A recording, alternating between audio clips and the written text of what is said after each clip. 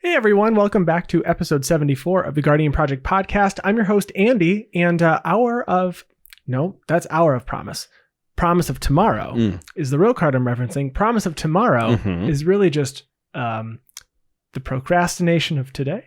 Yeah, no, that makes sense. It's the real definition of procrastination. I mean, yeah, in Magic terms. Promise of Tomorrow is like how I treat building decks, scheduling things, work. Yeah. I'm going to get this project done tomorrow. It's always tomorrow. That's how you do it. It's the Annie of cards. It's the Annie. Oh, this is the Annie of cards. And I'm your other host, Mike Coyle. And did you know that Jahzzar has never lost a tickle fight before? No. It's true. There's some out there that can resist one or two of his tickles, but no one can resist all 10 tickles. Does he have 10? Yeah, he's a very tentacly guy. Does he have 10 of them? I don't know. Please listen carefully. Tevesh. 10 Vesh. 10 Vesh tentacles. Tentacle Tevesh. That was a good one. I try. And this is the podcast where we talk about all things Magic the Gathering. But mostly Commander. So this past week, I wrapped up week 2 of the boxing league that I'm in. So I'm still playing Muldrotha. I don't think that's going to change. I have other options like a Darikaz or I have Joda, but I don't have a Muldrotha deck. And it's a beautiful thing. That I don't have it. No, it's a beautiful thing that you build a Muldrotha deck. I'm jealous. Yeah. I wanted to build it, but then, it was very popular. And so I didn't, only because we have some people that we play with that have one. So, this past week I opened Eldritch Moon packs. So I was able to add a couple of cards that had Delirium or there was a little bit more card draw. And then, that was what I opened to add for week 2. And then after week 2, I opened up Guilds of Ravnica packs, hoping to get some stuff from Golgari, maybe some stuff with Undergrowth. But I'm also in blue, so I can get some stuff from Izzet if I have mono blue. So I ended up getting some cards that have Jumpstart. I got a Golgari Guild Gate, so that was nice. I got a Gateway Plaza because I am in 3 colors, so that was really nice to get. I didn't get really any bombs. I haven't opened any bombs yet from the additional packs, at least that are in my colors. But I got a Temple Garden, so that was cool. Get a Shockland. I got an Arclight Phoenix, which is not in the color that I play. No. But it's a good card. Yeah, I mean Arclight Phoenix is cool. So I think I was able to add 10 cards from Eldritch Moon. I think I'm going to be able to add like 8 cards from guilds to it. And I got to figure out what I'm going to open for next week. You should open Urza's Legacy for next week and try to get a second chance so that you can just loop infinite turns with your boxing league. Second chance is what color? It's blue. It's blue. Yeah, it's an enchantment that says at the beginning of your upkeep, if you have 5 or less life, sacrifice second chance and take an extra turn after this one. Would you like to get me 6 packs of Urza's Legacy? I'll point you in the right direction. Should I order it with our TCG player link? If you do order it from TCG Player, you can get it for $7.17. Well, I can't do that. I was talking about ordering packs off of TCG Player. Because I gotta open 6 packs. We'll just get wrappers and the individual cards that you need for your deck and just cheat. No, we don't do that. No, but I had a really good game this past week. I was able to play a couple of sagas from my graveyard a couple of times. The Song of Freyalise. That card's really cool, especially when you put your 3rd counter on a creature. That's a lot of turns that card has come out. And then the Bolas card. It's mono black. The Eldest Reborn? Eldest Reborn. Eldest Reborn. I cast that from the graveyard twice. It's a lot of sacking, a lot of discarding. So I really enjoyed that game, so that'll be up on YouTube. Actually, it'll be out the same day that this episode releases. Those come out every Wednesday. So tune in to see how that game went. Yeah. We also, this past week, got to play on stream with Colin O'Clock on his Wednesday. Was it Wednesday stream? It was Wednesday stream. For his Extra Life, which was a lot of fun. There was some incentives on there that you could pay a certain dollar amount to have someone rampant growth or have someone I exiled a permanent by spending $25. Yeah, that was cool. There were a lot of those that came in. Yeah, there was some skull clamps removed. Two individual skull clamps got exiled with donor incentives. Yep, that was cool. You did 2 things, right? I exiled a blind obedience I had Colin take an extra turn. And then I also, at one point, Colin had an Archfiend of Ifnir out. So I had him draw 2, discard 1. So that he put a -1/-1 counter on each one of his opponent's creatures. Most of these things happened after I had been eliminated from the game. Yeah, that was a lot of fun. Colin made his donation goal. Mm-hmm. So it was over $250. Mm-hmm. So it was really exciting. Yeah, I had a really good time playing. It was the first time I played my Spirits deck. So getting those minus counters was less than appealing. Yeah, But that's why I did it.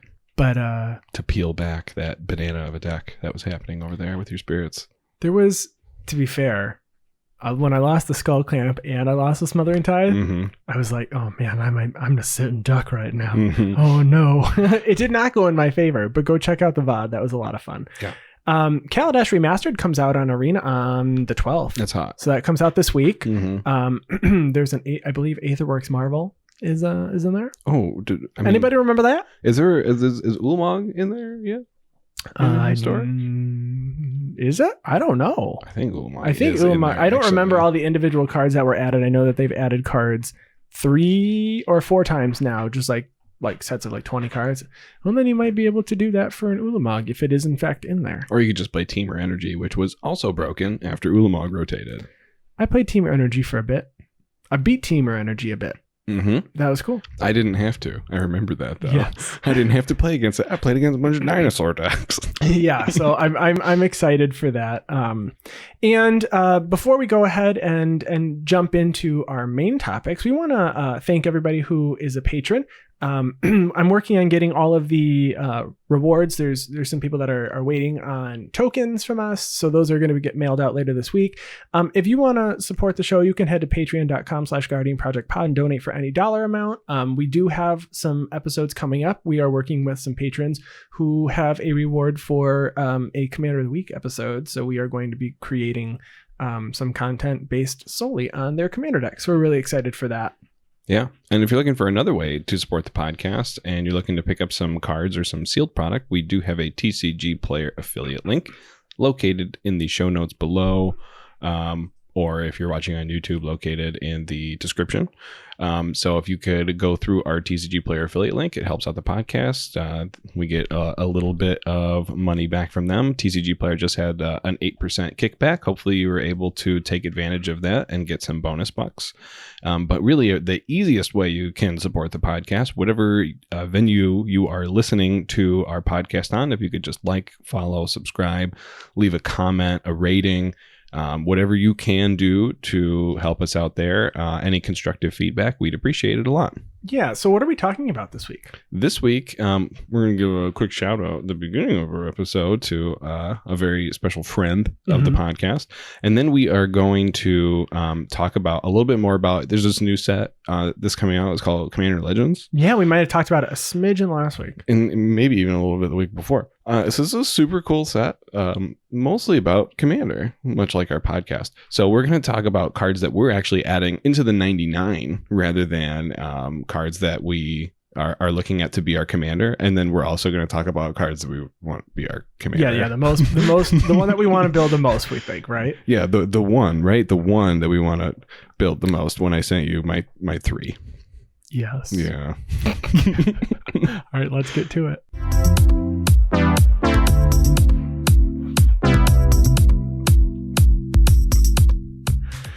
So we have a special thank you to give out to MrBevers, who's promoting our channel with his Monday Madness series this week.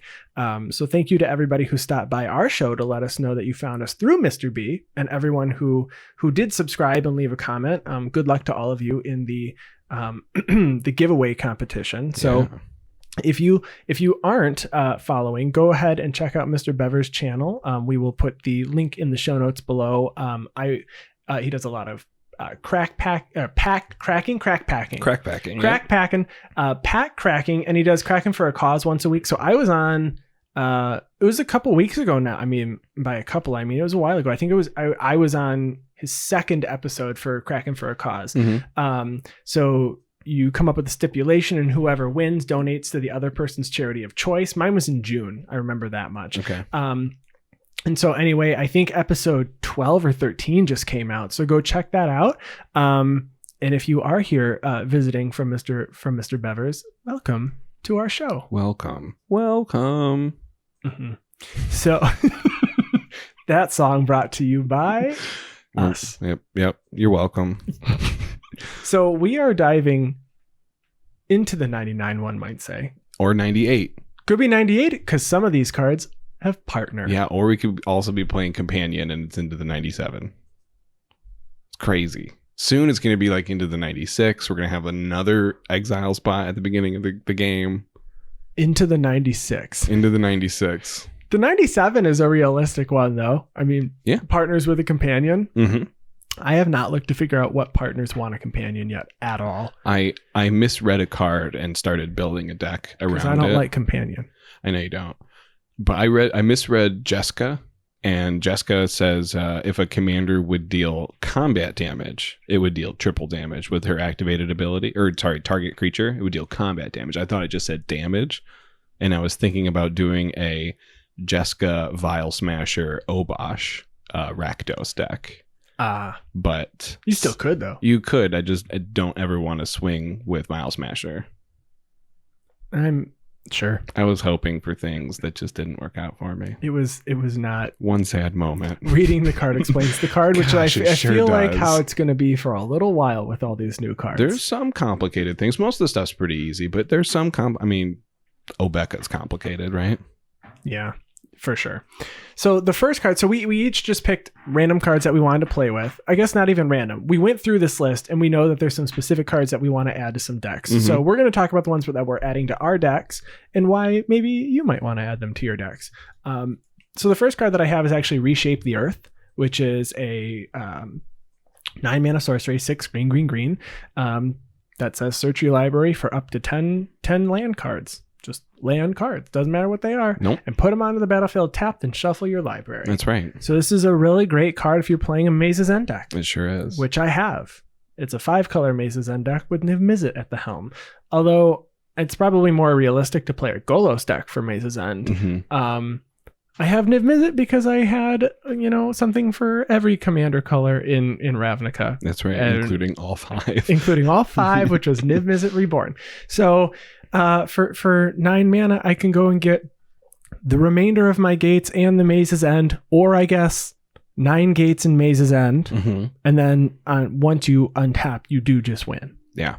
So this is really great. Otherwise, you're in green. And getting to 9 mana happens on turn 3 or 4 all the time. Yeah. Just because you're in green. Mm-hmm. And that's what green does. So this card could just be a staple if you wanted it to be, if you needed lands. I mean, landfall decks aside, right? Because those certainly, I would probably want to put this in my Omnath deck. Mm-hmm. I just ramp right to 9. But I will probably get a couple copies of this.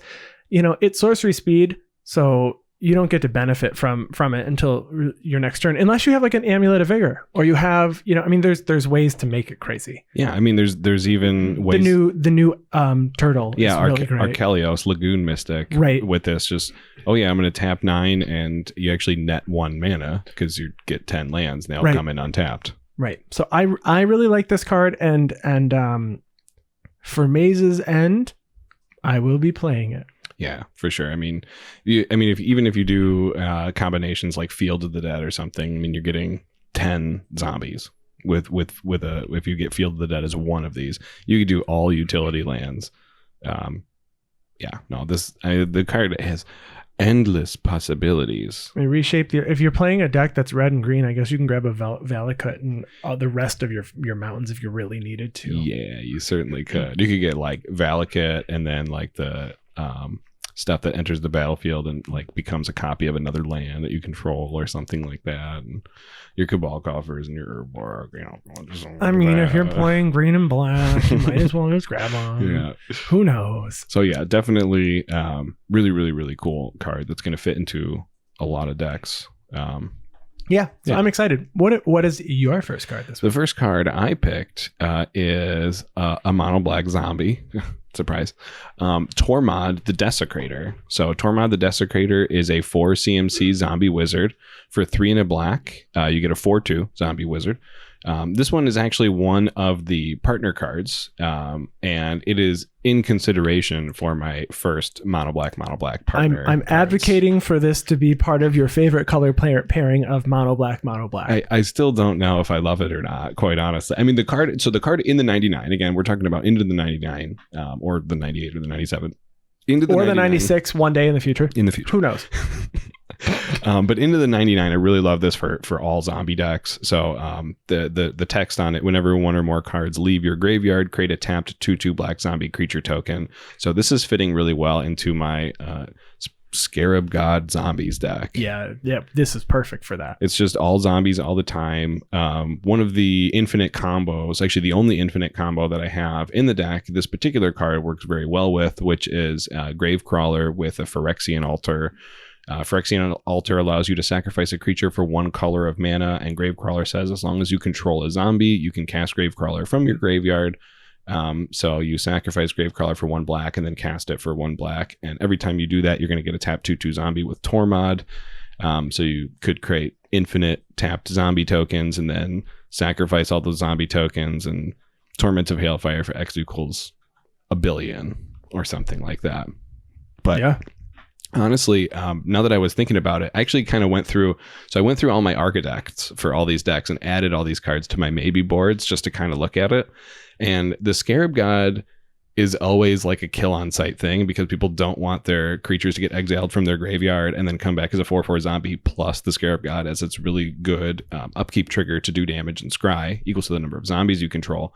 So I'm thinking of actually just replacing Scarab God with Tormod the Desecrator, partnered with Sakashima to come in as just copies of more zombie lords. And I think that is going to work a lot better than the Scarab God and how the deck plays out. Okay. So I think I'm actually going to highly consider doing that. And we're doing that live. These thoughts coming to you live. You are hearing it for the first time, folks. For the first time. Yeah, I think that card's great. I was advocating as the second of your pairing for the mono black color pairing there, but Tormod doesn't really fit into any decks that I currently play. Mm-hmm. So I don't have that one lined up, but it seems like a fun commander to play as a partner for sure. It almost, the text on it almost seems perfect for like a Sir Conrad deck who cares about creatures leaving your graveyard and going to your graveyard and all that kind of stuff. So definitely would probably fit their most Reanimator decks, I guess. So Commander Legends 2 was going to have a card that says target creature you control gains partner, reveal it at the beginning of the game or something, right? That would be ridiculously broken, and I love it. Yeah, but it costs like 18 mana to cast that creature. Don't care. Boom. I wouldn't even care. Me either. I would play it. So I can actually add green to She-Ray. It's my dream to add green to She-Ray. So the next card that I am talking about is Court of Ire. Mm-hmm. So this is 3 red for an enchantment that says when it enters the battlefield, you become the monarch. And at the beginning of your upkeep, Court of Ire deals 2 damage to any target. If you're the monarch, it deals 7 damage to that player or permanent instead. So Torbrand enters the room and says, gimme. So I play a Torbrand deck, and Torbrand says that whenever a red source you control would deal damage to basically a permanent, it deals that much plus 2. So this will deal 4 or 9 respectively. Mm-hmm. Adds the monarch to the game, which is something that red wants to do. Yep. Red could use that card draw. So I don't know if I have another red deck that would want this necessarily. I have red decks that are combined with like blue or green. My Boros deck, I guess, wouldn't mind this, but I'm playing Feather, so I draw so many cards already. Yeah. I don't think I necessarily need Court of Ire, but this will be going into Torbrand. I feel like this could be a solid red staple going forward for like casual decks across the board. Yeah, it's red card draw, right? Red likes to swing, and you're going to swing and become the monarch. And if you're playing I guess monarch really, I think thrives in like go wide strategies more than anything else, because that way you can almost always get something in. So like your goblin decks or something is maybe where Court of Ire is going to go in. So I have a Krenko 10 Street Kingpin deck, so I will definitely consider putting a Court of Ire into that deck. Yeah. So Court of Ire, it's going in. It's going in. So my next card that I have is actually a common that I'm really, really excited for. So commons usually come out because Coyle plays She-Ray, and is this a card for She-Ray? Yeah, it's a card for She-Ray. I'll be honest, didn't look at your list. Like we created these lists, and I wanted to send it in case you had any notes for me. But I kind of like doing them as unknowns here. Yeah, I specifically picked. So you sent me your list first. I had already started my list, but you sent me your list, and I'm like, all right, there are cards on your list that I want to talk about, but that's the glory of having a podcast where we get to talk about each other's cards too. Right.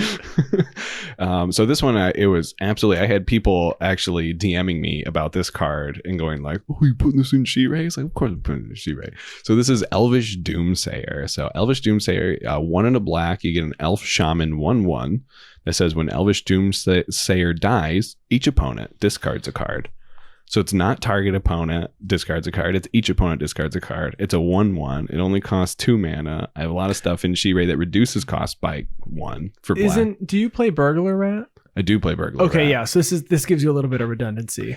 Because this one isn't dies, Burglar Rats enters, but I guess it doesn't even matter. Right. And like Black Cat is when it dies, and Corrupt Court Officials when it enters the battlefield. Noxious Toad is when it dies. You have 5 forcing discard cards? I think there's like 7 or 8. Oh my god. So this card is for the deck type. So I have 2 different She-Ray decks. One of them is She-Ray Fun, and the other one is She-Mean Ray. So this is a She-Mean Ray card. But I do like that this is kind of Elvish Doomsayer. If you look at the artwork, it's like the elf kind of holding out her hand. It looks like Elvish Mystic. When it enters the battlefield, you draw a card. And this one is instead when it dies, each opponent discards a card. So it's kind of like the opposite. And they play a lot into the green-black elf synergy in this set, which is kind of cool. So you'll be able to see both of these. And if you're ever playing against my She-Mean Ray deck, you're going to see this card over and over and over and over. Yeah. I'm going to sue that deck. I'm going to take it to court, specifically the Court of Grace. Oh, okay. So that... Good transition. I thought of that one just now. So Court of Grace. I really like the Monarch. They're not all on my list. This is the last one that I do have on my list court-wise. So this is the White Court. So 2 white enchantment. When it enters the battlefield, you become the Monarch. At the beginning of your upkeep, you create a 1/1 white spirit creature token with flying, or if you're the Monarch, you create a 4/4 angel creature token with flying instead. So I am playing, I'm putting this in Teysa Orzhov Scion. So Teysa Orzhov Scion is the one from the original Ravnica block that when a black permanent you control, creature dies, you make a 1/1 white spirit. You can exile 3 white creatures, sacrifice them to exile a white permanent, or any target permanent. Yeah. So this will make me spirits, and I guess if I can be the Monarch, great. If I'm not mad about it. Right. So you're playing it in both in a black-white deck. So black gives you a lot of opportunities to draw where white maybe doesn't. So putting out Monarch helps in the card draw aspect. I know I'm looking at this card for a lot of my mono white decks in particular. Yeah, and specifically Teysa does remove target creature from the game, so it's not even target permanent, but it's target creature. But if you can make a spirit at every upkeep and then maybe become the Monarch, draw the card at the end of turn, then you get it stolen from you again, that's cool. I actually don't want to be the Monarch in that deck. Right. I mean, I want to, but then I don't want to be it at my upkeep. Some you do, like the Court of Ire for Torbrand. I would like to keep the Monarch in this one. We can trade it for sure. Like, would you like to draw a card? Just swing at me. I will not block. I would love to draw a card. Okay, great. I would also love to do damage to your face. That's cool. Yeah, that's cool. I might have some life gain. It's an Orzhov deck, so just swing it at me. For sure. Not your commander though. It's gonna be my commander every time. Well, then I'm gonna block it. Okay, deal. No, I really like this. I like this for like Reese the Redeemed decks too. So I know the way that I play Reese the Redeemed is Elf Tribal, but I know a lot of people play it just Token Tribal because Reese doubles all of the tokens that you have. So if you get your Angel tokens at your upkeep, and then you can start doubling your Angel tokens and that kind of stuff, and you actually get a big army of blockers to keep the Monarch and be able to draw a lot, and then maybe you can even play the Green Monarch enchantment to help with getting free creatures onto the battlefield or something. Right. You have the opportunity to do that. Yep. And just Monarch. Let's swing. Let's attack this game. Let's not just pass until we draw the cards we need. Let's bash some face. Bash some crowns in. All right. So the next card on this list is my mono green cards, which are I put 3 in here. Yeah, Coyle's list.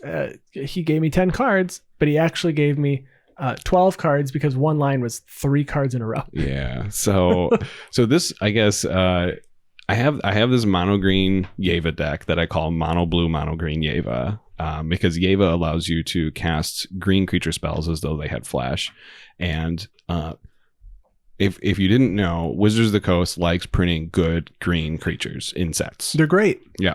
So 3 creatures that I really, really like that I'm going to be adding in here are Kodama of the East Tree. So this is a mono green partner that is for 6 mana. You get a 6/6 spirit with reach. This is whenever another permanent enters the battlefield under your control. If it wasn't put onto the battlefield with this ability, you may put a permanent card with equal or lesser converted mana cost from your hand onto the battlefield. So this is really good. Seedborn Muse is one of the best cards in the Yeva deck because it allows me to untap on every single person's turn and be able to cast stuff and get a lot out before it's even my turn. Kodama of the East Tree is going to turbo that.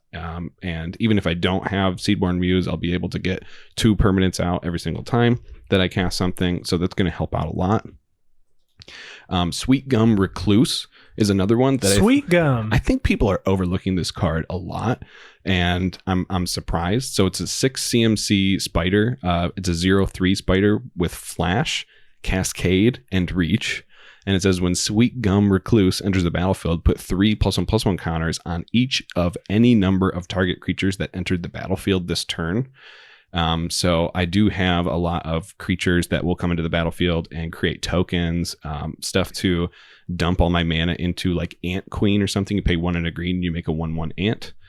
So Sweet Gum Recluse is going to make all of those 4/4s, and also I'm going to be able to cascade into something.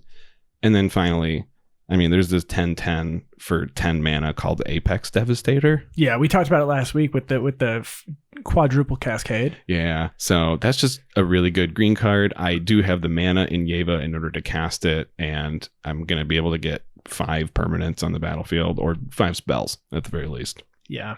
No, that's really good. Well, speaking of Cascade, the next card that I have actually is a Cascade card. Oh. So Flamekin Herald is an elemental wizard for 3, 2 and a red, and it's a 3/2 that says commander spells you cast have Cascade. So whenever I see an elemental, the first thing that I do is I think about my Omnath Locus of Rage deck. Mm-hmm. So Omnath Locus of Rage just says whenever an elemental you control or Omnath itself dies, you can deal 3 damage to target creature or player. Mm-hmm. So whenever a new elemental comes out, I always have to look at it.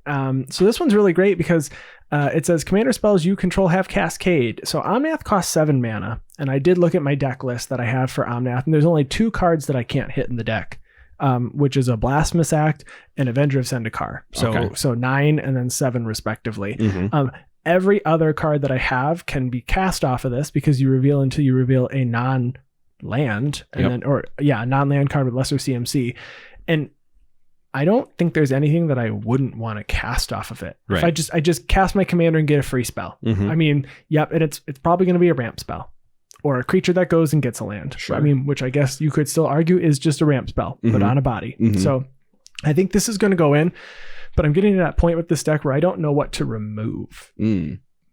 Like I feel like I can't remove anything. Well, and you're going to be adding Reshape the Earth. So now you have to remove 2 cards in order to add both of these. I know. Well, I guess if I add that, I can't. Then there'd be 3 cards total that I can't get off of the Cascade. So then why don't I have a suggestion? You just remove 1 mountain and 1 forest, and then you're perfect. No. I have so this deck, to be honest, I probably could. Okay. Because I run 40, but it's a landfall deck that looks to grab all of them. The problem is once you've grabbed them and then you're relying on landfall triggers and then there's no more lands to get. Yeah. So that is a problem. I absolutely could go down to probably 39 or 38 lands. Maybe. I don't know. Let's test it out. Could always test it out. Can always reverse it. Flip it down and reverse it. Add those lands back to the deck. And that's right. I don't know the lyrics, but I was following. I could just remove maybe Mina and Den. No, everything. You know the one that I always get disappointed with in here? Wayward Swordtooth. Oh, really? I mean, it's a 5/5. Can't attack or block unless you have the city's blessing, but you get to play 1 extra land each turn. Yeah. I feel like that might be better than Mina and Den, no? Oh, because Mina and Den can bounce lands back and you can get extra landfall that way. Well, yes, but it also says when you turn that land, target creature you control gains trample. Well, that's important too. The Tromples are good. The Tromples are good, yeah. So Flamekin Herald, right into Omnath. Okay, all right. So the next card that I want to talk about, it's a white card. White got a really, really good bomb. And it's called Triumphant Reckoning. So it's a sorcery for 6 white, so 9 CMC. And it says return all artifact, enchantment, and planeswalker cards from your graveyard to the battlefield. And the one thing that is most important on that card for me is that last word, planeswalker cards. So the last card on it is battlefield, but the last permanent. The last actual word is the word victory. Type. The last word is victory, I guess, in the flavor. That's true. In a flash of light, in a burst of aether, despair turned to hope, and defeat turned to victory. And I think that's Flamekin Herald standing right in the middle there. Oh, no, I think these are all planeswalkers. Are those planeswalkers? Because there's Karn on Chandra? the right. I think it's Chandra Is that Chandra in the middle? That looks exactly like Flamekin Herald holding a torch. But it could absolutely be Chandra with her hair on fire and holding a torch. Yeah, I think it is. Who's on the left? I think she's just holding her hand up and there's a flame there. No, she's holding a stick. That thing's holding... Yep, it's a torch. You're right. That it could be the Flamekin. Just I'm gonna the go one on the right just looks like Karn, and it's the only thing I have to say it's that not these Flamekin are Herald. Flamekin Herald is not holding something. Okay. It does look like Chandra, but she's holding a torch. Yeah. If anyone knows the creatures in this, let us know. We'll have to talk to Svetlin Yelenov? Yes. And ask them. I bet you we could find it online. We'll have to look it up. So the deck that I'm putting this in is my Jiru with eyes open, or Dajiru. I'm not really sure what the correct pronunciation is, with eyes open. So it's a mono white planeswalker deck. So the deck is literally all around making pillow fort so people can't attack me or planeswalkers that I control, putting out mono white planeswalkers, getting emblems out that make it really difficult for me to die, and then finding my planeswalkers. And I do have some synergies. So Jahzzar, when Jahzzar enters the battlefield, you can search your library for a planeswalker card and put it in your hand and then shuffle your library.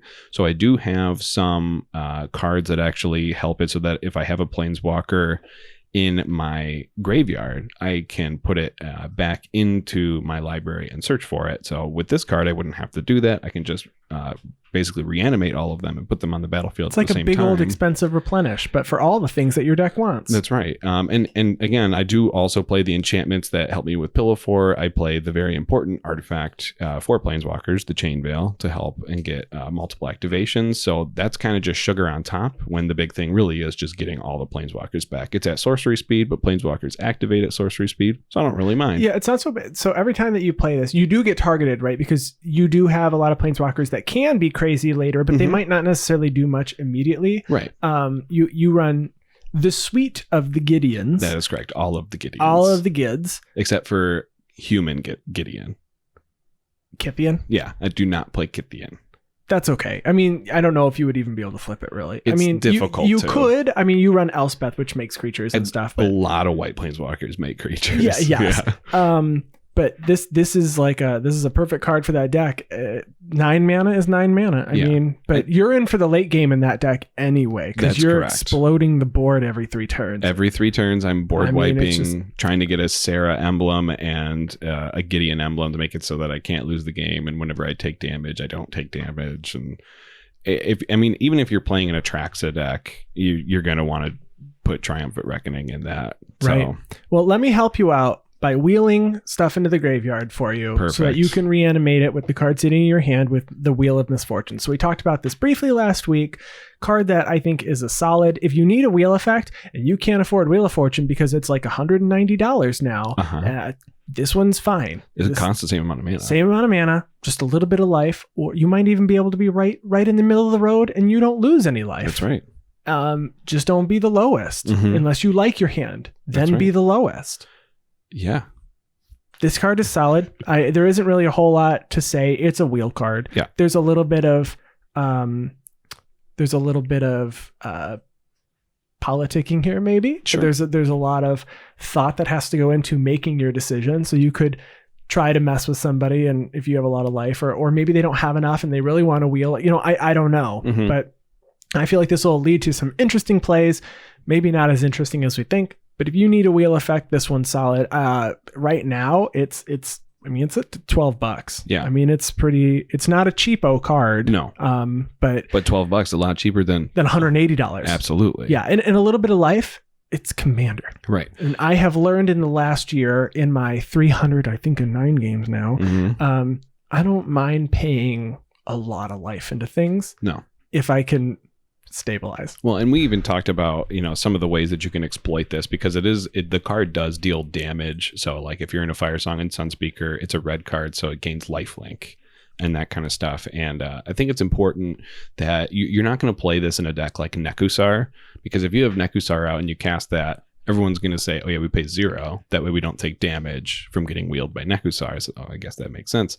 But if you're playing in a deck where you just want to wheel your own hand, if you're just playing mono red and you just want a new hand, it's a perfect card for it. In my Anya Falconwrath wheels deck, this is perfect because sometimes I only want to wheel my own hand.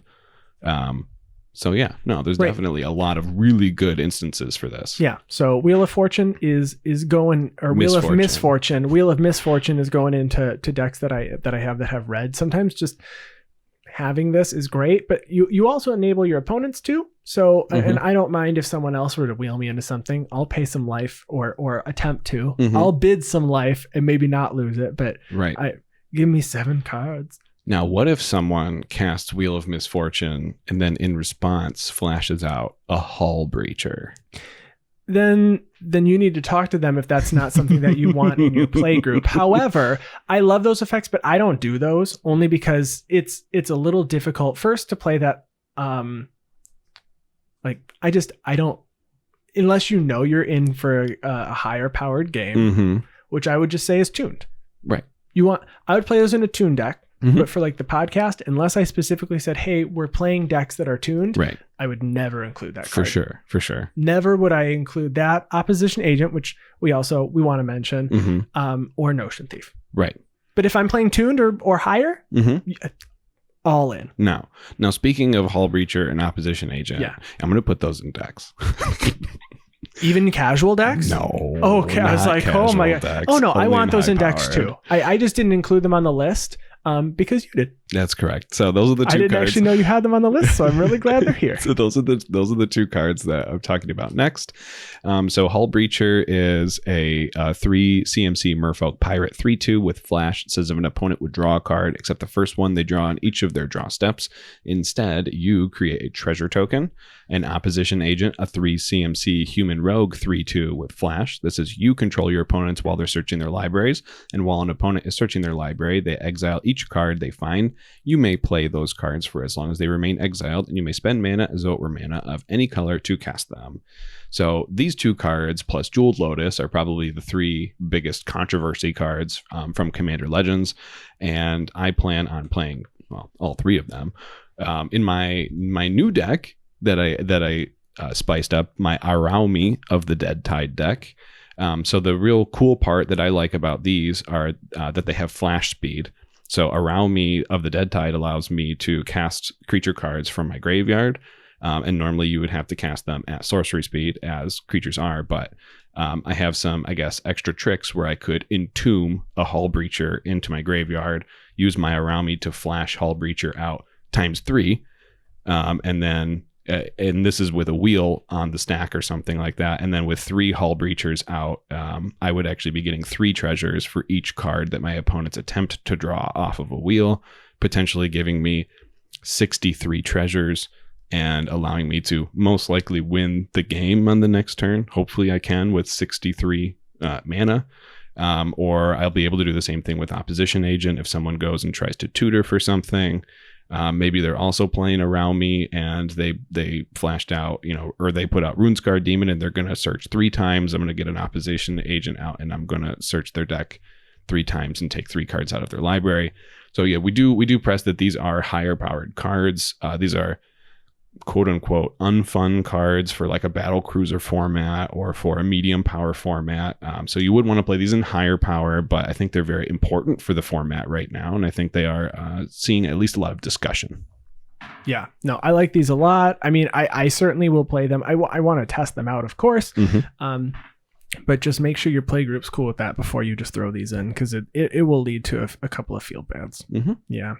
So the next card that I have is Armix Filigree Thrasher. So it is the legendary artifact golem for 2 and a black. It's a 3/2 that says whenever it attacks, you may discard a card. When you do, target creature defending player controls gets -X until end of turn, where X is the number of artifacts you control plus the number of artifact cards in your graveyard.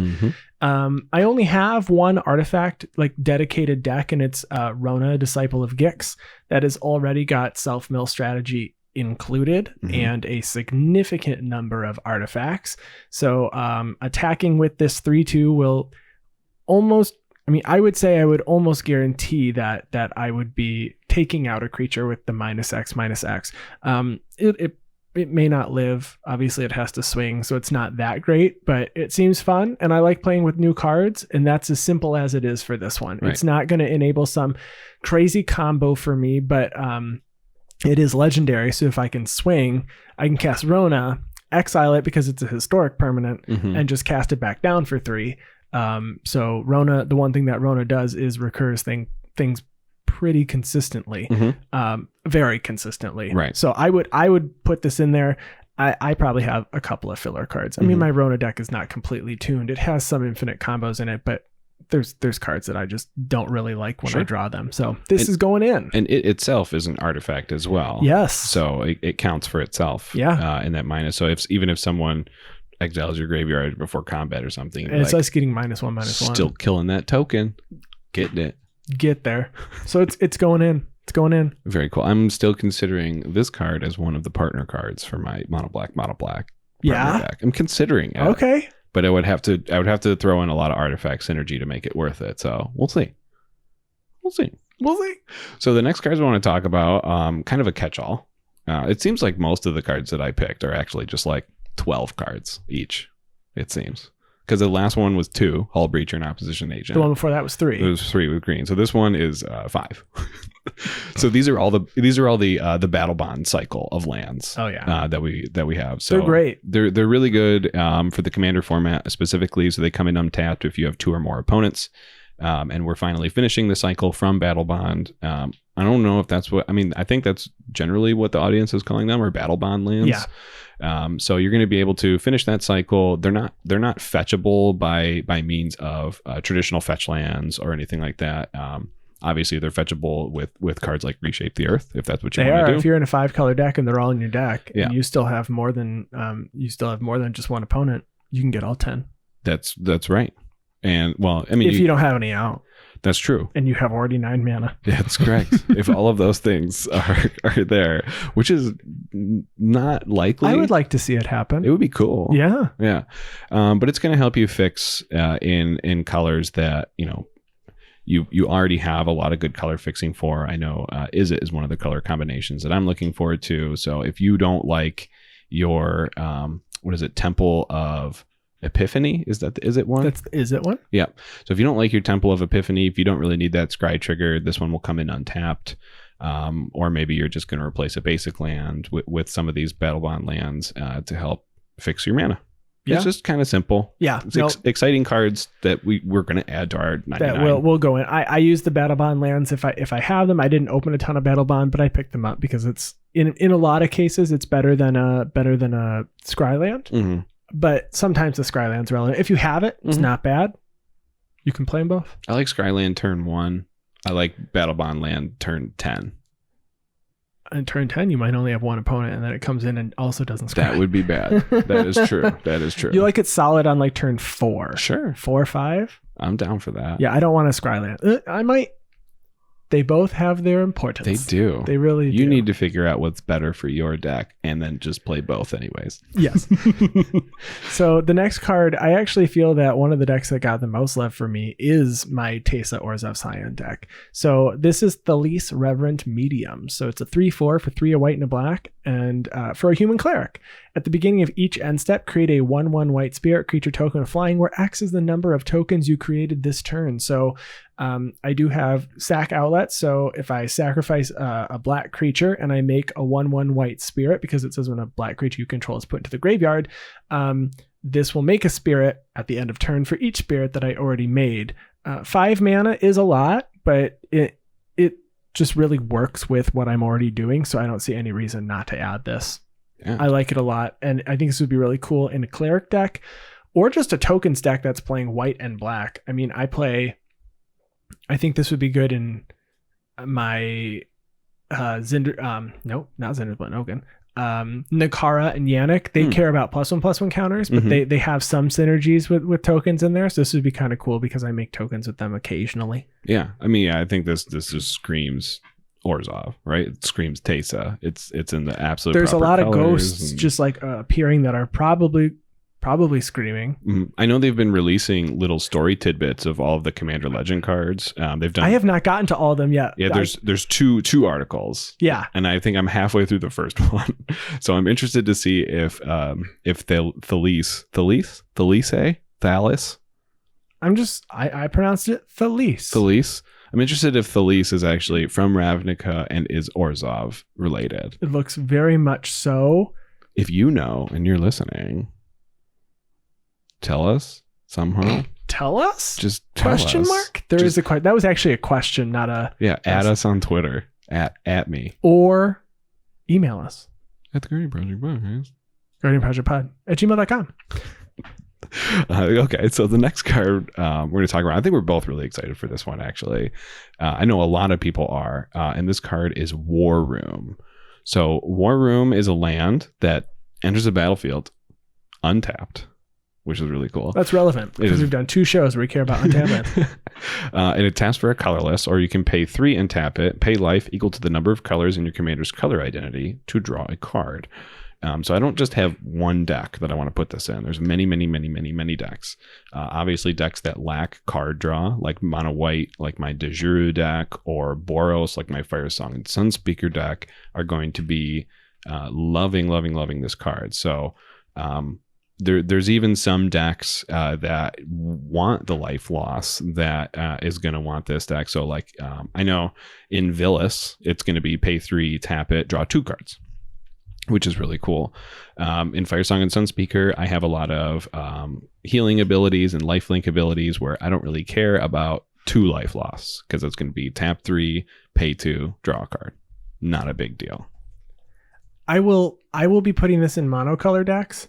I wish it was like pay life equal to the number of colors in your commander's identity and draw that many. Oh, that would have been really nice. I would have done pay 5 to draw 5, but you have to also pay 3, tap it, and 5 life. Right. Is that broken? I don't actually know. To draw 5? If you pay 3, draw 5? Pay 3 and tap it and 5 life to draw 5? Yes, that's amazing. Is it broken? It's probably pretty broken. Is it broken? It might be. I can think. I mean, if you have infinite mana, a Rings of Bright Hearth, and a Deserted Temple, you can draw your entire deck as long as you have enough life to make it work. There are ways to make it broken, I think. Maybe. Okay. Maybe I'm wrong. Maybe I'm off base. Maybe you're way off base. No, I don't think you're right. Maybe it's Maybelline. Maybe it's Maybelline. No, I don't know if it's broken, but this is really great for commanders that lack that card draw, and it does come in untapped, so it's not and it taps for colorless. That's right. So and then if you play this in a colorless deck, then you don't have to pay any life because you have no colors in your commander's color identity, and it does tap for a colorless. So this is like just an upgrade from a waste at that point. Yes. Yeah. So play it in your Eldrazi deck or your artifacts only deck kind of deal and go to town. Yeah. The next card that I have is Belby Corrupted Observer. So it's a 2/2 zombie elf for a black and a green. At the beginning of each player's post-combat main phase, that player adds 2 colorless or 2 generic mana for each of your opponents who lost life this turn. So I would like to add this to my Gerard Golgari Lichlord deck so I can fling a creature and have each opponent lose life equal to the power of that creature, and then on my second main phase get 6 generic mana. Yeah, what are you gonna do with your 6 generic mana? I might play a Phyrexian Obliterator, or I might play, I don't know, I might just play something really big there, or a Triskelion, or play I don't know, there's a couple of nasty things you could do with that. There's a lot of nasty things you can do with 6 colorless mana. And I think Belby fits perfectly into it. It's a 2/2. It only costs 2. I mean, it's not like you're putting that much into it. And just for it to sit out there, it could help your opponents too. It could. I mean, that's fine, because it could really be like, help. you know what, I Belby's not getting removed because Coyle goes, well, I can deal damage to 2 people, and then I get 4 generic mana at, you get 4 generic at your second main. This card, I think, is one of those cards that might be seen as a, hey, that's kind of group huggy. Oh, that's really nasty. Yeah. I don't know. Yeah. No. I really want to see how this works in game though. In green-black Reanimator decks, this is going to be huge. Huge. I mean, if you think Ashnod's Altar, sacrificing a creature and getting 2 colorless is good, how about sacrificing a creature and getting 6 colorless because you have a Zilliport Cutthroat out? Right. So, or flinging it, dealing 2 damage to each opponent and then getting 6 colorless. Exactly. Or flinging a creature and dealing 20 damage to your opponent, I guess, and then also getting 6 mana at your second main phase. Right. So if you're playing green-black Reanimator, this is either going to be A, your commander, yeah, it'd be kind of cool, or B, in the 99. But again, like you said, you do have to be careful about it backfiring. So maybe I know I can't think of her name right now. Glissa, the trader? No, the green-black Reanimator deck that I used to play, Marin of Clan Neltoth. Oh yeah. This might be a really good card to put in Marin, so that you can get the colorless mana, and then at the end of your turn, you just sacrifice Belby so no one else gets the extra mana on their turns. And you're like, oh yeah, it's just going to sit in my graveyard. No big deal. Oh, then you just bring it back. You can bring it back. Well, whenever you want to. Whenever you need that extra colorless mana. So yeah, I actually really like that card, and I thought about brewing around it, and we'll see what happens. I didn't brew around it only because I knew I was going to put it into a deck, and I try not to have like a commander that I also throw into 6 decks. But then, I play the Locust God in like 3 decks, and it's my commander, so yeah, you win some, you lose some. See, that would be really difficult for me because I have this Morophon deck that I play just a crap ton of legendary creatures in. Yep. Speaking of which, a card that I want to add to my Morophon Everything Tribal deck is Amarith the Lustrous. So Amarith the Lustrous is a 6/6 dragon for 3 green, white, blue that has flying, and whenever another permanent enters the battlefield under your control, look at the top card of your library. If it shares a card type with that permanent, you may reveal that card and put it into your hand. So this card is particularly good when I am quote-unquote storming off with Morophon.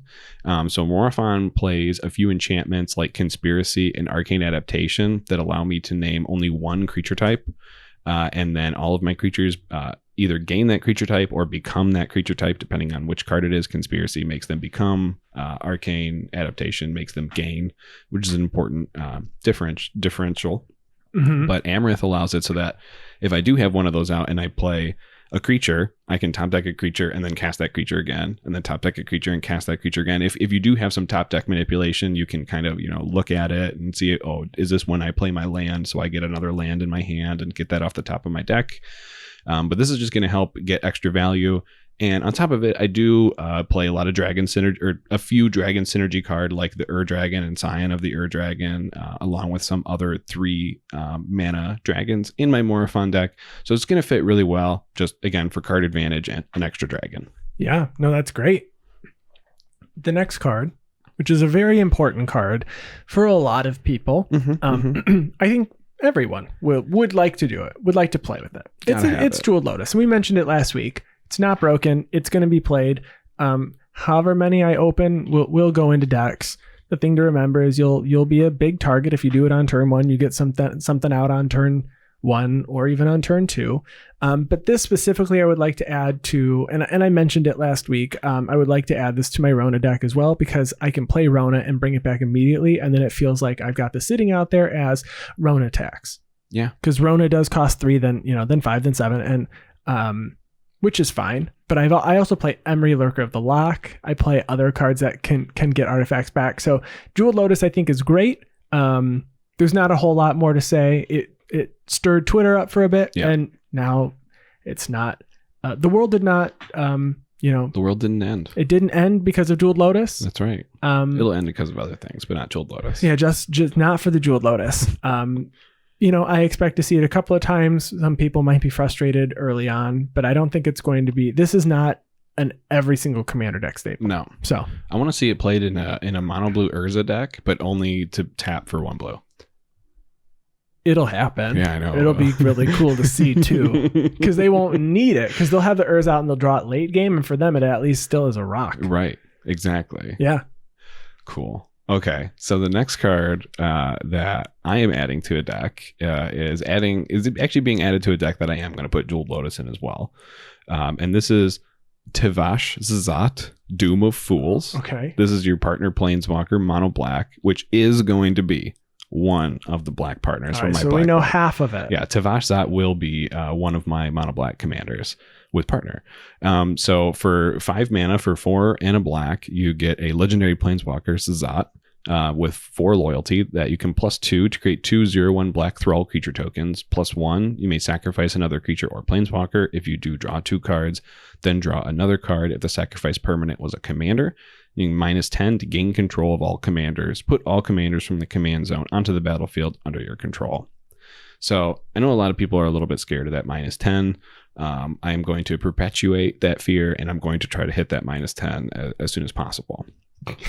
So this is going in my Nicol Bolas the Ravager Super Fiends deck is what I call it. So Nicol Bolas the Ravager is the flip Bolas from M19. When it enters the battlefield, each opponent discards a card. It's a flying 4/4 for 4. That's kind of irrelevant.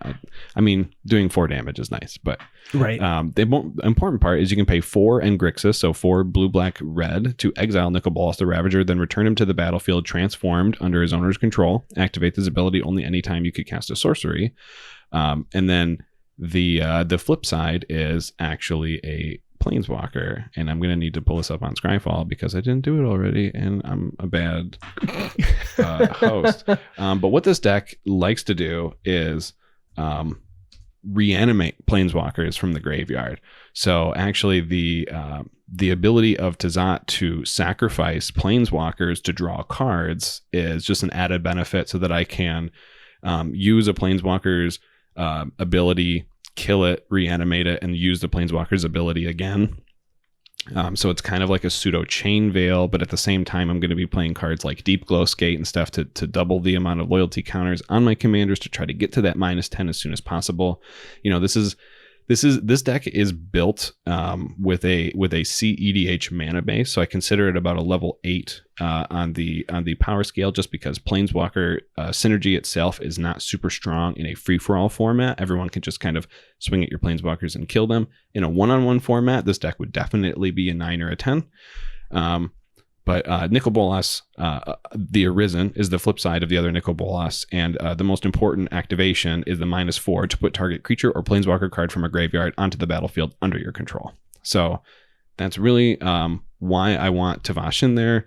It's already got a lot of synergy for Planeswalkers. It's another control aspect. It's card draw. It's blockers. And then it's -10 is just a house. So that's what I'm going for. Yeah, that seems like a lot of fun. The next card that I'm going for, the last card that I have on my list is not going in a specific deck. I think this is the main one that I have that's not going in a deck. It's a mono blue card here. It's an instant, and it's wrong turn. So target opponent gains control of target creature. So if you're playing a Zedru deck, solid. You can give away one of your creatures. That's great. A creature that might have a negative effect. However, a lot of people, at least in our meta, play sack outlets, so it never worked out when I gave away a creature because Coyle always had either Phyrexian Altar or Ashnod's Altar or the Viscera Seer or something. But that was when you were playing mono black a lot. So That's true. to be fair.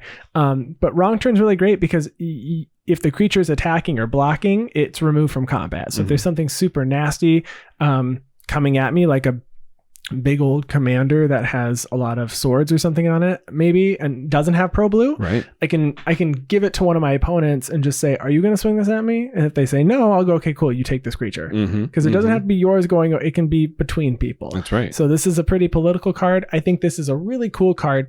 It's one that will probably not be played very often and is one of those gotcha cards. Yeah, it kind of reminds me of some of the like sudden substitution and stuff from the Commander precons. You never see them. Right. But when they happen, you go, uh-oh. Yeah. It always feels bad. I play Mass Diminish in one of my decks until in a turn they all become, are they base power 1/1s? Yeah. Yeah. That you swing at me with a bunch of big creatures. If they don't have counters on them, I just get a bunch of 1/1s coming at me. That's just good. Yeah. It's just fine. Yeah, let me just give you my Brash Taunter so you can block with it real quick, and then activate my Homeward Path and get it back on the same turn. Yeah, it was sweet. I think it's a really cool card. I guarantee this is going to be underplayed. I will constantly say you should play wrong turn. Yeah. Just because there's that big old thing that you can just take away that's coming at you and give it to someone else and just say, even just for one turn, can you swing it back at its owner and not at me? I'll try and deal with it later. Absolutely. All right. So the last card on our list that I have, and I still think this is a mythic artifact, and people talked about it when it came out, and they're like, too much mana, not worth it. Hard disagree. And I'll tell you why. And this is no, I hope you don't. And you just say, I'm just going to say, I disagree. All right, do you want to go on to the next? All right, yeah, next subject. No. So this is Phyrexian Trinioform. Or Triniform. Phyrexian Triniform. Phyrexian Triniform. Trinioform. We're just adding letters now. Just throw an O in there. Phyrexian Triniform is a 9 CMC 9/9 golem that says when Phyrexian Triniform dies, create 3/3/3 colorless golem artifact creature tokens, and that it has Encore, a mechanic we talked about last week, for 12 mana, which is a hefty price for that 12 mana. So the deck that I am going to be playing this in is my Illuminati Mason of the Free deck, so my Illuna Apex of Wishes deck. And Illuna Apex of Wishes is basically a polymorph deck. So it's all about either mutating onto creatures in order to exile cards on the top of my library until I exile a non-land permanent, put it on the battlefield, or into my hand, but it never goes into my hand, or sacrificing creatures with polymorph-like effects to dig through my library to get the next creature, and it's always going to be a bomb, and Phyrexian Triniform is going to be another bomb. So the deck does revolve a lot around token strategy and token synergies as well. So it's going to help to get a free 9/9. And then, when it dies, I get 3/3 tokens, which, if I have a doubling season out, it becomes 6 3/3 tokens. Or if I have Brutaclad out, then it's just going to be extra tokens for things to get turned into. And on top of that, if push comes to shove and it's late game and I don't have anything left to do, I can Encore it for 12, bring it back as tokens, as 3 9/9 tokens. If I have a Brutaclad, turn all my stuff into the 9/9 tokens and swing with them. And then when each one of those tokens dies after the Encore, each one of them is going to make a 3/3 colorless golem. So it's just going to work really well with your token strategies. I also would recommend putting this into a Reach the Redeemed deck so that you can, Encore it, then activate Reach the Redeemed and get 3 more even on top of that. So you have 6 Phyrexian Triniforms that are all going to die at end step. So super good synergies there. And that is where I'm going to play that card. Nice. So those are the cards that we're putting into the 99. So our last topic here really is looking at these cards now that we've had a chance to read all through all of them. What deck would we like to build? Is it tuned? Is it not? And I think honestly for me, I really enjoy the idea of having a Sundial of the Infinite on a commander. So Sundial of the Infinite's an artifact that's existed for a long time now. You pay 1, tap it, end the turn, activate this ability only during your turn.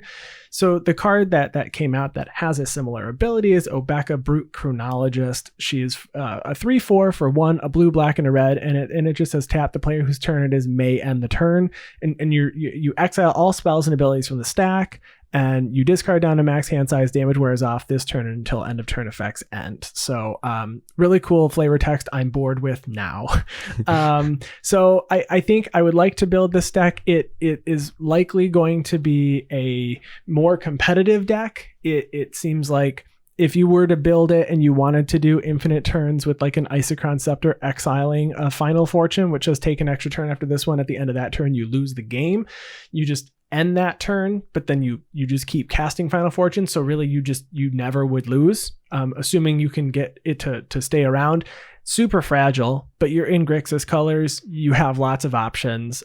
Seems like a solid deck. If I were to build it, it would probably be a very tuned or a more competitive deck.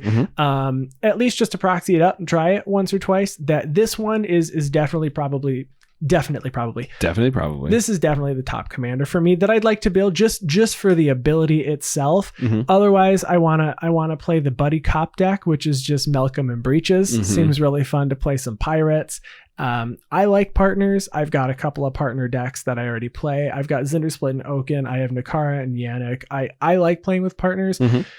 But adding Vial Smasher to Malcolm seems really fun. Adding Vial Smasher to anything seems really fun, in all honesty. Yeah, so, really and I'm sad now that I don't own any more copies of the original partners. I just don't have copies of them. Well, I wasn't using them, but they're all getting reprinted. They're all getting reprinted here. So, we'll see what the prices of all these decks look like. I mean, in all honesty, although these are my top decks, I mean, I could build 15. Oh, I could do way more than that. Okay, I could too, but I don't want everyone to think that I'm insane. I'm going to build all already of them. think that you play blue-white. Okay, fair. And okay, so if you had to pick one or two, what are you building? So I've already built Around Me of the Dead Tide. Yes. I need to get 3 or 4 cards actually from Commander Legends in order to finish it. Okay. And I was actually kind of back and forth if I wanted to build Around Me or Nimrus, Una's Trickster. So I wanted to build Dimir Control as my new CEDH deck or near CEDH deck. So you're gonna poop all over Azorius and build Dimir Control? Yeah, that's correct. Okay. Yeah. Cool. So I mean, so I already have those deck lists. If you want to take a look at those deck lists, you can DM me. I won't go too much into detail on them. But the two decks that I'm actually really excited to build, that I haven't already built, is Jessica and Dargo Companion. So this would be mono red partners, and it's mostly around the fact that Dargo is an uncommon red companion, or sorry, partner. I was like, wait, what companion are we adding? Nope, not a companion. So the big thing about Dargo is that he has 7 power and he has trample.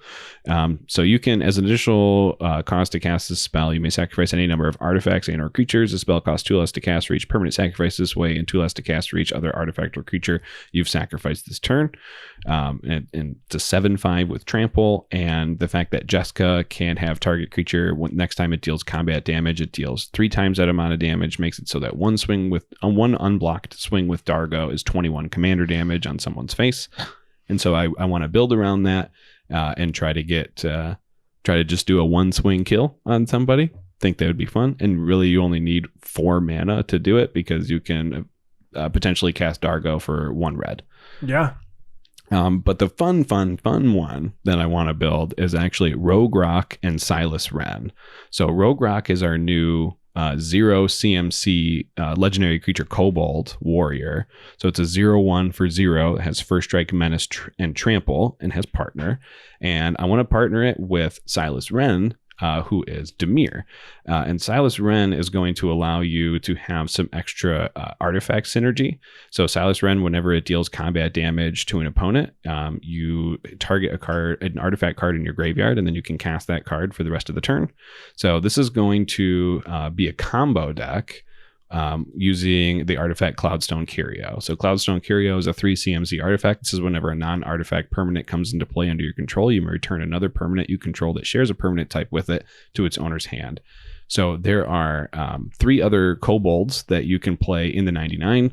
There is Crimson Kobold, there is Crookshank Kobold, and there is Kobolds of Kirkkeep that are all 0 CMC kobolds that share a type with your commander, that are going to allow you to infinitely bounce your commander to your hand, and then you can finish people off either with an Altar of the Brood, which will mill out your opponents, or you can put Jessica in here because you'll be casting your commander an infinite number of times, and Jessica deals damage to players equal to the number of times, or it gets loyalty counters equal to the number of times you've cast your commander this turn, so it'll come onto the battlefield with just 1,000,000 counters on it, and then you minus 1,000,000, and each of up to 3 targets takes 1,000,000 damage. Stifle.